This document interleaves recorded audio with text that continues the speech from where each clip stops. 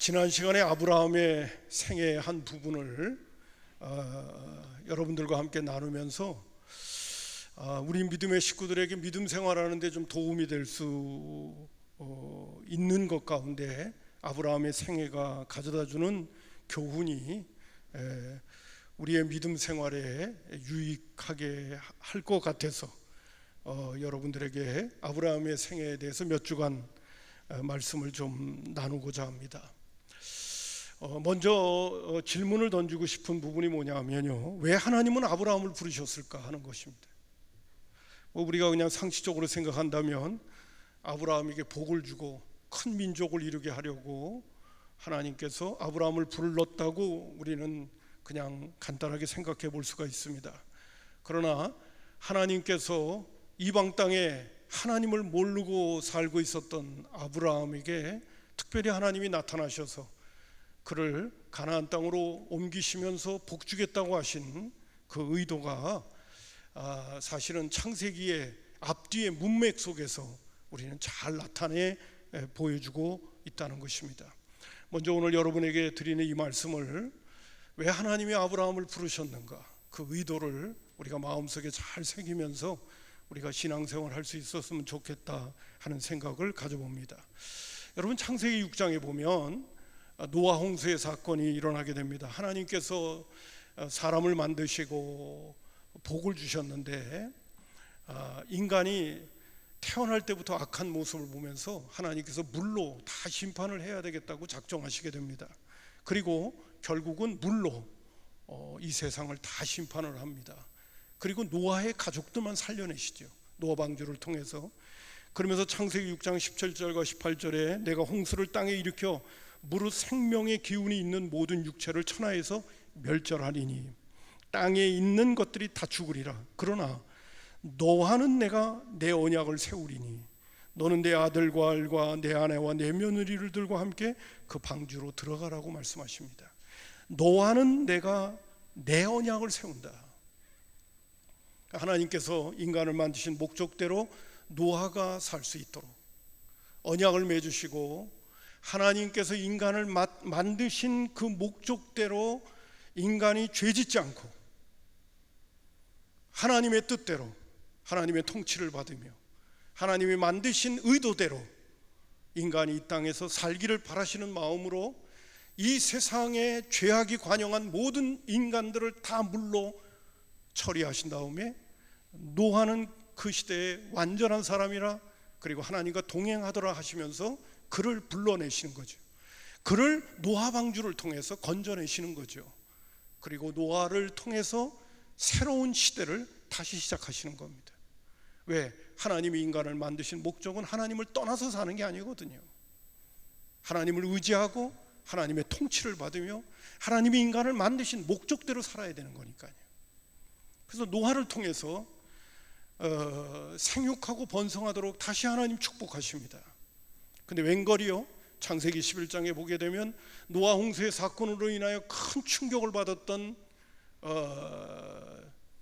그 당시의 사람들은 바벨탑 사건을 일으키게 되어집니다. 우리가 높이 하늘까지 탑을 쌓고, 그 창세기 11장 4절에 보면 또 말하되 자 성읍과 탑을 건설하여 그 탑 꼭대기를 하늘에 닿게 하여, 하늘에 닿게 하게 하는 이유 가운데 하나는 이제 노아 홍수의 사건을 우리는 피해 보겠다는 거죠. 물로 어려움을 당하는 것을 우리는 극복해 보겠다는 거죠. 그리고 하는 말이 우리의 이름을 내고 온 지면에 흩어짐을 면하자 하였더니라고 그랬어요. 그들이 바벨탑을 쌓았던 이유는 뭐냐면 자기들의 이름을 내는 겁니다. 그리고 지면에 흩어지는 것을 면하자고 얘기합니다. 그러나 하나님이 인간을 만드신 것은 하나님의 이름을 내기 위하여 인간을 만드셨습니다. 제가 늘 인용합니다마는 이사야서 43장 7절에 보면 내 이름으로 불려진 모든 자 곧 내가 내 영광을 위하여 창조한 자를 오게 하라. 그를 내가 지었고 그를 내가 만들었다. 하나님이 인간을 만드신 것은 하나님의 영광을 위하여 만들었고, 그 영광을 위하여 만들어 것 가운데 중요한 포인트가 뭐냐면 하나님의 이름을 내는 겁니다. 그분이 우리의 왕이시고 통치자이시기 때문에 근데 바벨탑 사건 속에서 하나님의 이름이 드러나는 것이 아니라 자기들의 이름이 드러나고, 그리고 창세기 1장 28절에 보면 하나님이 그들에게 복 주시며 하나님이 그들에게 이르시되 생육하고 번성하며 땅에 충만하라고 했는데 그들은 흩어짐을 면하자고 했습니다. 땅에 충만해야 되는데, 땅을 정복해 가야 되는데 그들은 흩어짐을 면하자고 하셨습니다. 하나님께서 그 모습을 보니까 이거 안 되겠다. 언어를 혼잡해 하셔서 그들을 다 흩어내셨습니다. 그리고 하나님은 또 생각을 하신 겁니다. 하나님이 인간을 만드신 목적대로 인간이 다시 살아갈 수 있는 기회를 또 줘야 되겠다. 그리고 아브라함을 택하시는 겁니다. 목적은 어디에 있습니까?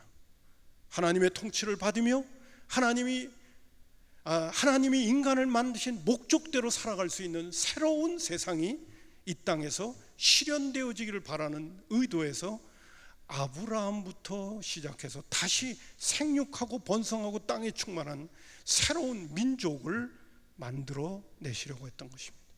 노아를 통해서 시작했는데 안 됐어요. 다시 시작하는 겁니다. 누구를 통해서 시작하느냐? 아브라함을 통해서 시작하는 것입니다. 여러분, 우리가 아브라함을 향하여 믿음의 조상이라고 얘기하고 아브라함이 복을 받았다고 하는 이야기들하고 오늘 본문 말씀 가운데도 12장 1절을 보게 되면 내가 너희에게 복을 주고 너는 복의 근원이 될 것이고 너를 축복하는 자에게 축복하고 너를 저주하는 자에게 저주하며 너가 큰 민족을 이루겠다고 하는 그 의도의 밑바닥에는 무엇이 있느냐면 아브라함이 하나님의 통치를 받으며 하나님을 의지하며 하나님이 인간을 만드신 목적대로 살아가는 것이 기본적으로 깔려 있는 것입니다. 그게 없는 복, 그게 없는 잘 되는 거, 그게 없는 소혼성취, 그것은 하나님이 부르신 목적이 아닙니다. 하나님이 인간을 또 아브라함을 부르신 근본적인 목적은 하나님의 통치를 잘 받으며 하나님의 영광을 위하여 살며, 좀 더 구체적으로 표현하면 하나님이 인간을 만드신 목적대로 살아가기 위하여 아브라함을 갈대아 우르에서 불러내는 거예요. 자, 그렇다고 한다면요, 제가 우리 믿음의 식구들에게 늘 드리고 싶은 말씀은 뭐냐면 신앙생활은 내가 중심이 되면 안 됩니다. 하나님이 중심이 되어줘야 되는 거예요. 왜? 하나님이 나를 부르셨지 내가 하나님을 믿은 게 아닌 거거든요. 자, 그런 부분을 생각하게 될 때 아브라함을 부르셔서 복을 주시고 큰 민족을 이루려고 할 적에도요, 창세기 18장 18절과 19절에 보면 하나님께서 그 이후에 다시 아브라함을 만나 주시면서 하셨던 말씀이 아주 구체적으로 언급되어져 있습니다. 아브라함은 강대한 나라가 되고 천하만 민은 그로 말미암아 복을 받게 될 것이 아니야 하시면서 이런 말씀을 하십니다. 내가 그로 그 자식과 권속에게 명하여 여호와의 도를 지켜 의와 공의로운 도를 행하게 하려고 그를 택했다고 말해주고 있어요. 그가 누굽니까? 아브라함이죠. 아브라함을 택한 이유는 뭐냐면 그의 자식과 권속들에게 명하여 여호와의 도를 지켜 의와 공도를 행하게 하려고. 중요한 목적이, 제가 표현하게 해서 이런 표현이라서 죄송합니다만, 잘 먹고 잘 살게 하려고, 부귀 영화를 누리게 하려고, 나름대로 행복하게 잘 살도록 하기 위하여 하나님이 아브라함을 부르신 것이 아니었습니다. 그의 자손과 그리고 그의 가족들이 하나님의 명령 앞에 잘 순종하고 하나님의 의로운 도를 행하도록 하기 위하여, 제가 서두에도 말씀드린 것처럼 하나님이 인간을 만드신 목적대로 인간이 제대로 살아가는 그러한 자녀손들이 되도록 하기 위하여 아브라함을 택했다고 말해주고 있어요. 결국은 이런 겁니다. 저와 여러분을 택하신 목적이 어디 있습니까? 여러분에게 복 주시려고요. 근데 그 복이 무엇입니까? 오늘 창세기 12장에 아브라함에게 복 준다는 그 복이 무엇입니까? 하나님의 말씀에 잘 순종하고 하나님의 뜻대로 살아가는 것입니다. 그게 복입니다. 제가 설교 교환 안에도 넣어놓았습니다마는 하나님이 우리를 부르신 목적 무엇입니까? 먼저 하나님의 나라를 꿈꾸게 하시는 거죠. 그리고 그 하나님의 나라가 이 땅에 실현되도록 하기 위하여 우리로 하여금 에베소서 1장 3절과 5절, 얼마 전에 제가 우리 믿음의 식구들과 함께 먼저 그의 나라와 의를 구해야 된다는 기도 제목을 우리 믿음의 식구들에게 드리기 위하여 에베소에 있는 말씀을 함께 나누었습니다. 자, 제가 여러분에게 다시 한번 이 본문 말씀을 한번 읽어드리겠습니다. 찬송하리로다. 하나님 곧 우리 주 예수 그리스도의 아버지께서 그리스도 안에서 하늘에 속한 모든 신령한 복을 우리에게 주시되, 하늘에 속한 모든 신령한 복입니다. 하나님은 전능한 분입니다. 하나님은 전지하신 분입니다. 하나님은 모든 것을 아시는 분이십니다. 그리고 아들까지도 아끼지 아니하시고 우리를 위하여 내어주신 크고 놀라운 사랑을 갖고 계신 분이 우리에게 주고 싶은 것이 있었습니다. 그렇다면 그 주고 싶은 것은 최고의 복일 것입니다. 아들까지도 아끼지 아니하시고 주시는 사랑의 하나님이 우리에게 주시려고 하는 복의 계획이 있다면 그 복은 최고가 되는 거예요. 우리가 상상도 할 수 없는 복일 것입니다. 근데 그 말씀을 여기서 바울 사도를 통해서 하고 계시는 거예요. 하늘에 속한 모든 신령한 복을 우리에게 주시되 곧 창세전에 그리스도 안에서 우리를 택하사 우리로 사랑 안에서 그 앞에 거룩하고 흠이 없게 하시려고 그 깊으신 뜻대로 우리를 예정하사 예수 그리스도로 말미암아 자기의 아들들이 되게 하셨다. 하늘에 속한 모든 신령한 복이 뭐냐면 하나님 앞에서 거룩하고 흠이 없는 자녀들이 되는 겁니다. 여러분, 오늘도 우리의 자녀들이 부모 앞에서 거룩하고 흠이 없는 자녀들이 된다고 한다면 가장 기본적으로 무엇일까요? 일단은 자녀가 부모의 말에 순종해야 부모 앞에서 흠이 없는 것입니다. 내가 부모님한테 뭘 잘한대 하면서 부모 말은 안 듣는다. 그렇다면 어떻게 부모 앞에서 거룩하고 흠이 없는 자녀가 될 수가 있겠습니까? 거룩하고 흠이 없는 자녀가 된다는 것은 부모의 말씀에 전폭적으로 순종해서 부모와의 관계가 어색하면 안 되는 거예요. 여러분들, 여러분의 자녀가 여러분 말 잘 안 들으면 그래도 자녀와의 관계가 괜찮습니까? 저는 제 자녀가 말을 안 들으면 저하고 관계가 어려워지던데요. 부담스러워지던데요. 힘들어지던데요. 하나님이 하늘에 속한 신령한 복으로 우리에게 복 주시면서 거룩하고 흠이 없는 자녀들 되게 하기 위하여 선택하셨다는 얘기는 한마디로 표현하면 하나님의 말씀에 잘 순종하는 백성이요 자녀가 되도록 하기 위하여 하나님은 하나님이 주고 싶은 최고의 복을 우리에게 주고 계시다는 거예요. 여러분, 최고의 복은 말씀에 잘 순종하는 거예요. 아무리 내가 누리고 싶은 많은 복들이 있더라도 하나님의 말씀에 순종하는 것보다 더 큰 복은 없는 거예요. 우리를 부르신 목적도 거기에 있고요. 로마서 8장 29절에 이렇게 말씀합니다. 하나님이 미리 아신 자들로 또한 그 아들의 형상을 본받게 하기 위하여 미리 정했다고 그랬습니다. 예수님은 어떤 분이십니까? 하나님께 죽기까지 복종하신 분입니다. 그 아들의 형상을 본받게 하기 위하여 우리를 정하셨다고 말해주고 있습니다. 오늘 이 시간에 이 말씀을 드리면서 하나님께서 우리에게 주고 싶으신 최고의 복은 하나님의 말씀에 순종하는 것이고, 아브라함을 갈대아 우르에서도 하나님이 특별히 찾아가셔서 그를 불러내신 목적도, 그에게 복되게 하고 생육하고 번성하고 큰 민족을 이루게 만들려고 했던 그 근본적인 이유도 하나님의 통치와 다스림을 잘 받는 백성이요 민족이 되도록 하려고 하는 하나님의 크신 뜻 가운데 아브라함을 선택하여 부르는 것입니다.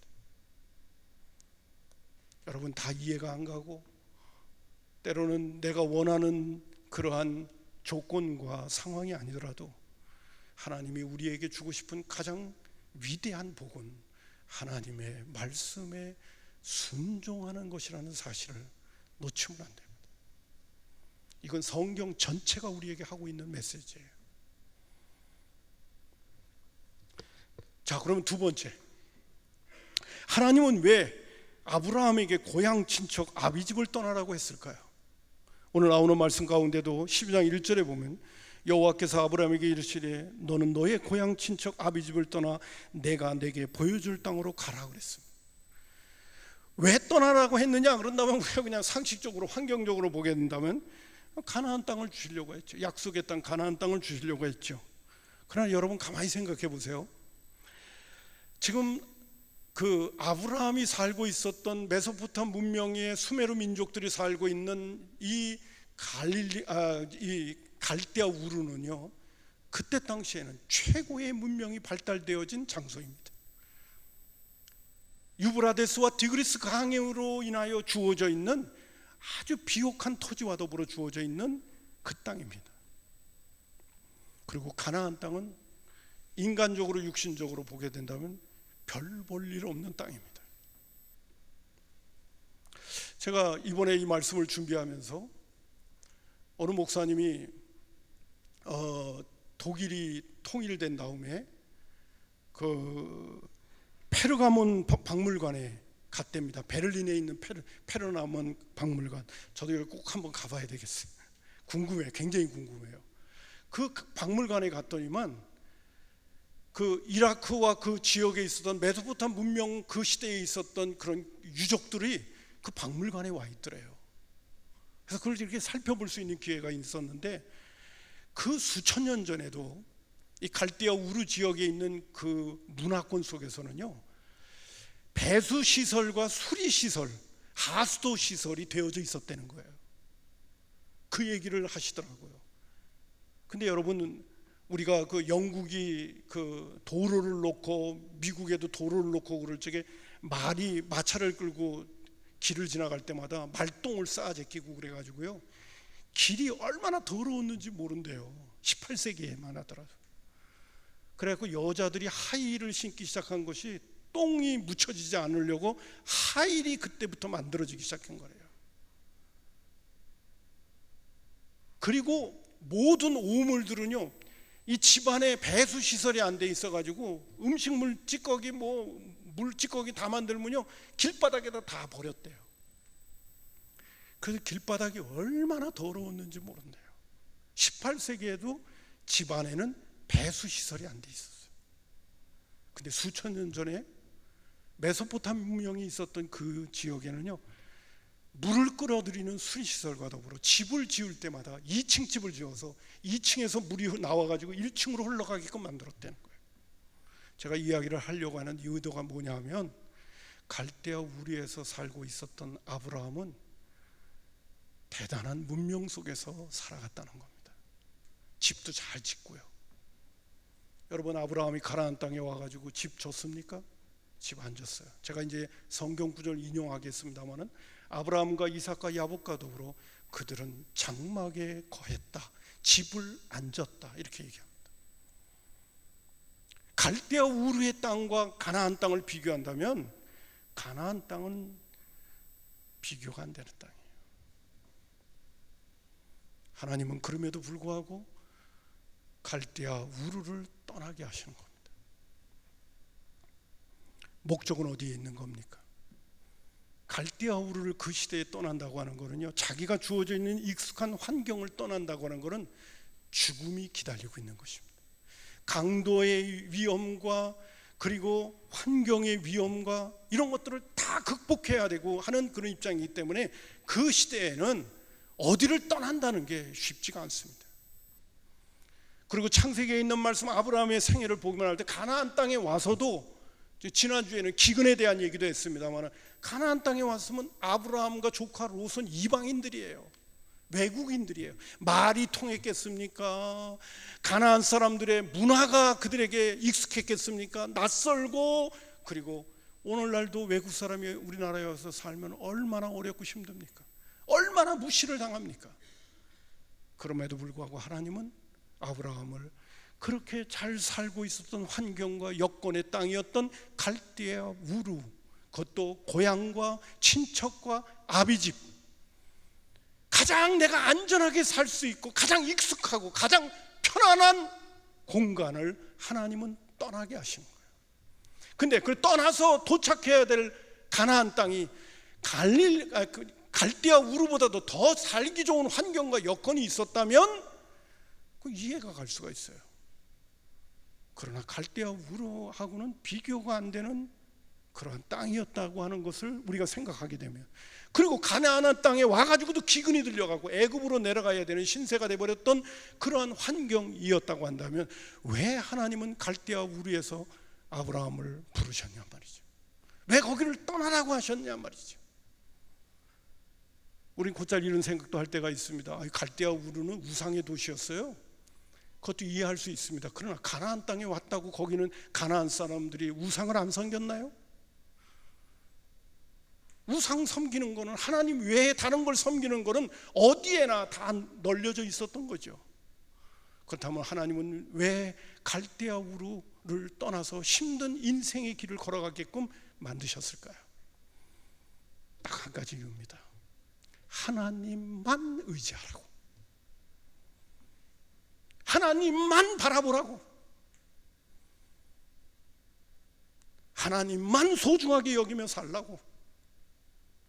이스라엘 백성들로 하여금 가나안 땅을 주겠다고 하면서 출애굽시킨 다음에 광야 40년 동안을 왜 걷게 하셨는지 아시죠? 하나님만 의지하라고, 하나님만 중요하다고. 하나님이 인간을 만드신 목적이 어디에 있습니까? 하나님만 생각하며 살라고. 율법을 주신 목적도 여러분 아시죠? 마음을 다하고 뜻을 다하고 성품을 다하고 목숨을 다하여 주 너의 하나님을 사랑하라. 여러분, 갈대아 우루를 떠나라고 하셨던 하나님의 중요한 목적은 하나님만 바라보면서 살라고, 세상 의지하지 말라고, 세상의 부귀영화나 세상의 그 편안함만 쫓는 것이 아니라 네가 살아가는 중요한 삶의 목적과 방향이 하나님께 있다는 것을 잊지 말라고. 갈대아 우루를 떠나라고 하셨다는 것을 여러분 잊지 않으셨으면 좋겠습니다. 여러분, 히브리서 11장 9절, 10절, 13절, 14절도 제가 한번 인용해 보겠습니다. 믿음으로 그가 이방 땅에 있는 것 같이 약속의 땅에 거류하여, 분명히 가나안 땅까지 왔습니다. 그리고 약속의 땅에 머무르고 있습니다. 그럼에도 불구하고 이방 땅에 있는 것 같이 살았다는 거예요. 동일한 약속을 유업으로 함께 받은 이삭과 야곱과 더불어 집 짓지 않고 영원히 살 것처럼 갈대아 우루에서 그렇게 좋은 문화권 속에서 집 안에서 살던 시절을 다 뒤로 하고 장막에 거하였으니 이 사람들은 다 믿음을 따라 죽었으며 땅에서는 외국인과 나그네임을 증언까지 했다고 말해주고 있습니다. 그것은 본향을 생각하고 영원한 하늘나라를 생각하고 하나님께서 주시고자 하시는 중요한 땅을, 본향을 바라보게 하셨고, 뿐만 아니라 저와 여러분도 육신을 입고 이 땅에 사는 동안에도 외국인과 나그네처럼, 그 다음에 여행객처럼 살아가야 하는 이유가 바로 주님의 약속을 붙들고 살아가야 되기 때문에 그런 거죠. 여러분, 이스라엘 백성들이 광야길을 40년 걸을 때요, 낮에는 구름기둥으로 밤에는 불기둥으로 보고 가시지만은 구름기둥과 불기둥이 옮길 때마다 그들은 텐트 쳤던 것들을 다 걷어가지고 다시 주님이 인도하시는 대로 따라갔어요. 여러분 생각을 해보세요. 내가 살고 있었던 터전을 다 걷어내가지고 또 따라가다가 주님이 머무르면 거기서 다시 또 텐트를 치고 살다가 주님이 또 인도하시면 따라가야 되는 그 인생이 얼마나 번거롭고 불편하고 힘들었겠습니까? 중요한 것은 하나님만 바라보고 하나님만 의지하고 살라고 하나님께서 광야의 길을 통해서 훈련시킨 것이에요. 제가 드리고 싶은 말씀은 이겁니다. 하나님께서 잘 살고 있었던 갈대아 우루에서 아브라함을 부르시고 고향과 친척과 아비집을 떠나라고 하셨던 이유는 하나님만 의지하고 믿음으로 살라고 그 장소를 떠나게 하신 거예요. 저와 여러분의 삶도 그렇습니다. 오늘도 예수 믿자마자 영원한 천국으로 휙 데려가시지 않고 왜 광야 같은 인생길을 살게 하시죠? 요새 같은 경우에 들려오는 소식을 들으면 진짜 광야 같아요. 강대국에 둘러싸여가지고 죽겠어요 아주. 이거 참나 이 땅에서 태어났다는 게 아주 굉장히 힘들어요. 왜 하나님께서 이런 상황들을 자꾸 만들어내실까요? 우리로 하여금 하나님만 의지하라고, 주님만 바라보라고. 여러분이 일평생 여러분이 모아놓고 쌓아놓은 거 모든 게 다 있어도 전쟁 한판만 일어나면 다 끝장나는 거예요. 여러분이 한평생 수고한 거 하나님 나라를 위하여 한 것도 없이 끝장나는 거예요. 목사님 기분 나쁜 얘기를 왜 하십니까? 그게 인생의 모습이요. 그래서 우리에게 말씀하시는 거예요. 예수 믿는 사람들에게 뭐라 하냐면 너희들이 걸어가는 인생길은 나그네요, 행인이요, 외국인처럼 살아가라. 언제든지 주님이 부르시면 갈 준비하면서 살아가라. 그게 바로 저와 여러분이 걸어가야 되는 믿음의 길이고 인생길이고, 그리고 이 길을 걸어가면서 우리에게 계속해서 교훈하시는 메시지예요. 주님만 의지해라. 그리고 주님 앞에서 부끄럽지 않게 살아라. 네 계획 세우지 말고 네 이름을 내고 네가 이 땅에서 뭔가를 해낼 것처럼 그렇게 살지 말고. 자, 오늘 제가 이 설교를 하면서 시간이 많이 갈 것 같아서 걱정을 했는데 오늘 마지막 한 가지만 더, 이거는 해야 되나 말아야 되나 그랬어요. 시간이 많이 갈까 봐. 근데 시간이 됩니다. 자, 세 번째 질문을 하겠습니다. 왜 하나님은 하란에서 또 다시 아브라함에게 말씀하셨습니까? 오늘 12장 1절부터에 있는 말씀은요, 하나님께서 아브라함을 하란 땅에 와 있는데 거기서 또 부르시는 거예요. 제가 지금 계속해서 갈대아 우르를 얘기하고 있었는데 지금 12장 1절에는 갈대아 우르에서 부르는 얘기를 하고 있는 게 아니에요. 하란 땅에서 부르고 있는 얘기예요. 제가 지도를 하나 띄워달라고 그랬는데, 자 보시면요, 저쪽 제가 볼 적에는 오른쪽 밑에 보게 되면 거기가 이제 이란하고 이라크 지역이 있는 메소포타미아 문명이 있는 유브라데와 디브리스 강이 있는 끝 부분이에요. 거기에 갈대아 우르가 있습니다. 그리고 지금 저기 녹색으로 칠해져 있는 부분이 그쪽이 다 평야 지역이에요. 그러니까 갈대아 우르에서 가나안 땅까지는 직선 거리는 못 갑니다. 그 중간에 있는 곳은 광야예요. 완전히 사막입니다. 그래서 길을 통과하려면 갈대아 우르에서 위쪽으로 쫙 올라갑니다. 1000km 올라가야 돼요. 그리고 하란 땅에서 다시 내려오는 겁니다. 그래서 이 갈대아 우르에서 하란까지가 1000km고요. 하란에서 가나안 땅까지 오는 길이 한 800km가 됩니다. 근데 아버지와 더불어 갈대아 우르에서 그의 아버지 데라와 더불어 갈대아 우르에서 떠나가지고 가나안 땅을 향하여 가게 되어집니다. 제가 그냥 설명을 쭉 그냥 드릴게요. 그냥 한마디로 제가 여러분 이해하기 쉽게 말씀을 드릴게요. 갈대아 우르에서 하나님께서 첫 번째 부르셨습니다. 자, 그 부르신 이야기를 먼저 성경 구절을 인용을 해볼게요. 창세기 15장 6절부터 7절. 하란은 지금 먼저 하고요. 아브라함이 여호와를 믿으니 여호와께서 이를 그의 의로 여기시고 또 그에게 이르시되 나는 이 땅을 내게 주어 소유로 삼게 하려고 너희를 갈대아 우르에서 이끌어낸 여호와라. 창세기 15장에 하나님이 다시 아브라함을 만나 주실 때 갈대아 우르에서 너를 불렀다는 얘기를 하십니다. 근데 이 부분이 사도행전 7장 2절과 3절에 보면 스데반 집사님을 통해서 이렇게 말씀이 전해지고 있습니다. 스데반이 이르되 여러분 부형들이여 들으소서. 우리 조상 아브라함이 하란에 있기 전 메소포타미아에 있을 때 영광의 하나님이 아브라함에게 보여 이르시되 내 고향 친척을 떠나 내가 내게 보일 땅으로 가라 하시니라고 말해주고 있습니다. 근데 오늘 여기 창세기 11장 끝부분에 보게 되면 31절과 32절에 보면 데라가 그의 아들 아브라함과 하란의 아들인 그의 손자 롯과 그의 며느리와 아브라함의 아내 사라를 데리고 갈대아인의 우르를 떠나 가나안 땅으로 가고자 하더니 하란에 이르러 거기 거류하였으며 32절에 데라가 나이가 205세가 되어 하란에서 죽었더라.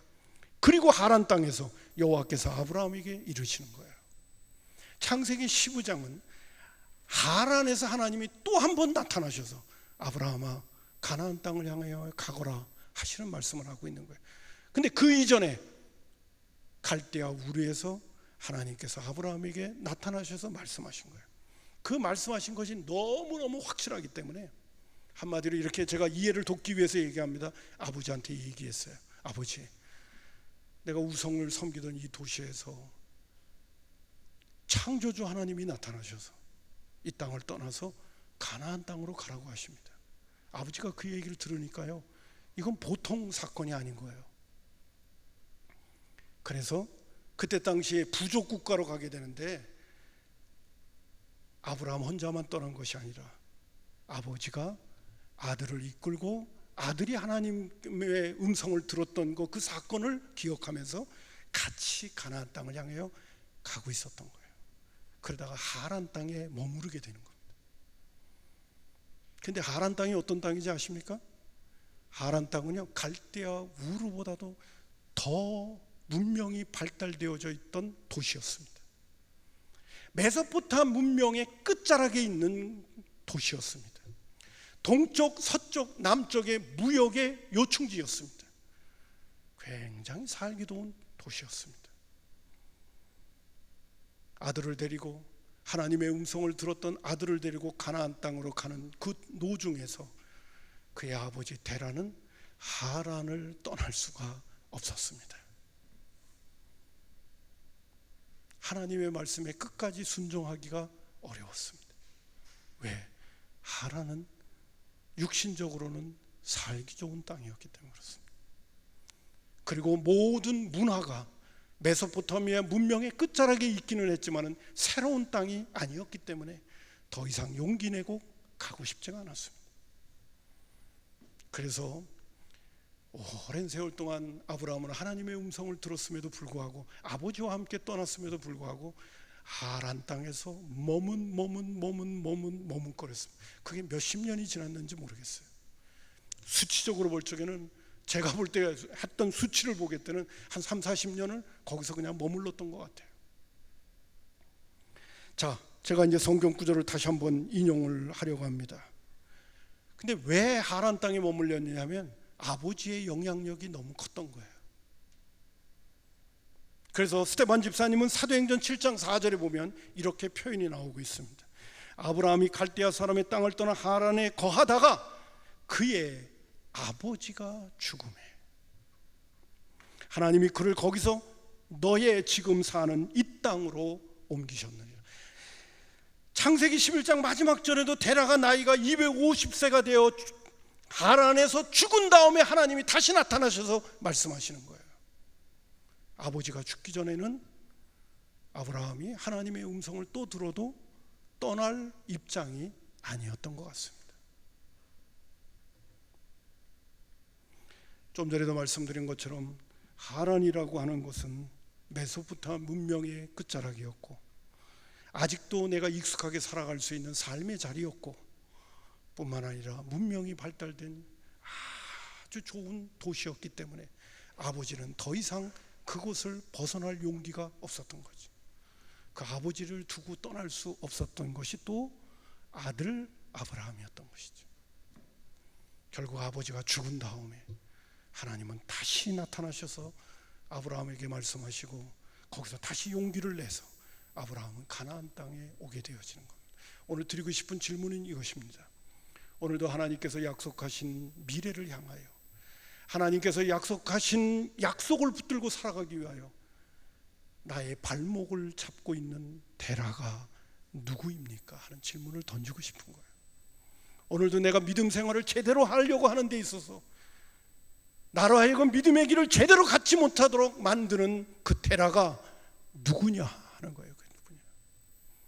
먼저는 오늘 여기 데라가 아버지일 경우에는 저와 여러분으로 하여금 믿음 생활을 제대로 하지 못하게 하는 것이 남편일 수도 있고 아내일 수도 있고 자녀일 수도 있고, 또 좀 더 나아가서 나의 대라는 내 자신일 수도 있습니다. 하나님의 말씀을 온전히 신뢰하지 못하고 나의 인간적인 방법, 수단, 또 내가 갖고 있는 욕심, 내가 갖고 있는 인간적인 어떤 즐거움, 이런 것들이, 또 아니면 세상의 어떤 가치관들, 거기에 내가 마음이 빼앗겨서 오늘도 주님이 원하시는 약속의 땅을 가지 못하게 만들고 내 발목을 잡는 요인이 되고 있지 않느냐 하는 것이죠. 아브라함은 아버지가 죽은 다음에 하나님의 음성을 다시 듣고, 오늘 5절에 보게 되면 이렇게 나옵니다. 아브라함이 그 안에 사라와 조카 롯과 하란에서 모은 모든 소유와, 갈대아 우르에서 모은 게 아니에요. 하란에서 모은 모든 소유와 얻은 사람들을 잊고 가나안 땅으로 가려고 떠나서 마침내 가나안 땅에 도착합니다. 마침내 가나안 땅에 도착하고 하나님의 약속의 축복의 미래가 펼쳐질 수 있었을 때 그 가정 가운데는 데라가 죽어야 했다는 거죠. 오늘 저와 여러분도 하나님의 약속의 축복의 미래가 우리에게 펼쳐지려면 데라가 죽어야 되고, 좀 더 나아가서 표현을 빌린다면 데라를 죽여야 합니다. 그래야 우리는 하나님의 약속이 원하시는 가나안 땅에 마침내 도착할 수 있게 되어집니다. 아무쪼록 오늘 주신 이 말씀, 하나님이 우리를 부르신 목적이 어디 있는가, 그리고 우리로 하여금 광야 같은 인생길로 가라고 하신 이유가 무엇인가, 그리고 그 광야길을 걸어가면서 우리로 하여금 머뭇머뭇거리게 하며 믿음을 쫓아 온전히 가지 못하게 하는 그 데라가 누구며 무엇인가 하는 질문을 던져보면서, 오늘 우리는 마침내 가나안 땅에 도착한 아브라함과 같이 정말 하나님의 약속된 미래를 우리가 경험하는 그런 하나님의 사람들이 됐으면 좋겠다 하는 생각을 가져보게 되어집니다. 기도하겠습니다.